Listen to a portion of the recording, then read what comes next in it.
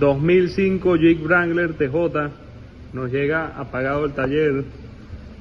Aquí ya tenemos nuestras herramientas de diagnóstico conectadas. El cliente nos llega con esto en la mano, aquí podemos ver el número de parte. El cliente ya había comprado una computadora porque un mecánico móvil fue, lo diagnosticó y le dijo que el problema era la computadora.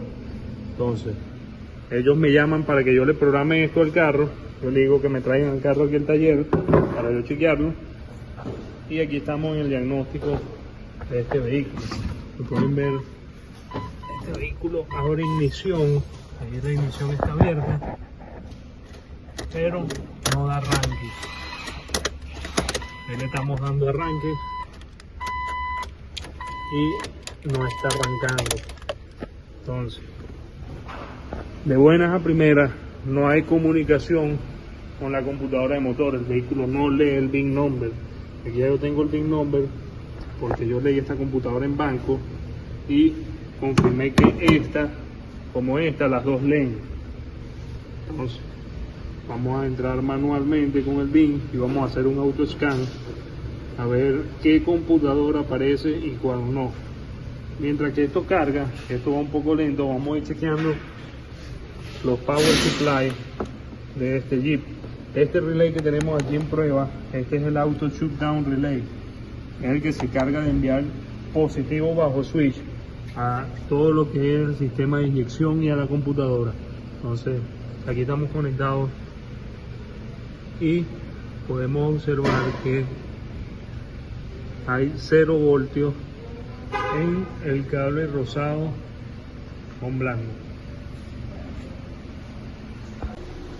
Ok, siguiendo con el diagnóstico, como podemos ver, el cable rosado con blanco no tiene ninguna corriente en estos momentos. Y aquí estamos con nuestro diagrama y vamos a analizar nuestro diagrama eléctrico del vehículo. Ese cable rosado con blanco que llega directamente a la computadora por el pin número 11, este es el cable que estamos probando, es alimentado por un fusible que está en la página número 4, que viene a través del fusible número 12 de 10 amperios que va en la parte interna detrás del glove box. Aquí tenemos la caja de fusible detrás de la guantera y podemos apreciar los números de cada fusible. Aquí tenemos el fusible número 12, es este que está aquí. Vamos a removerlo y vamos a probar este fusible. Vamos a chequear si este fusible efectivamente está abierto.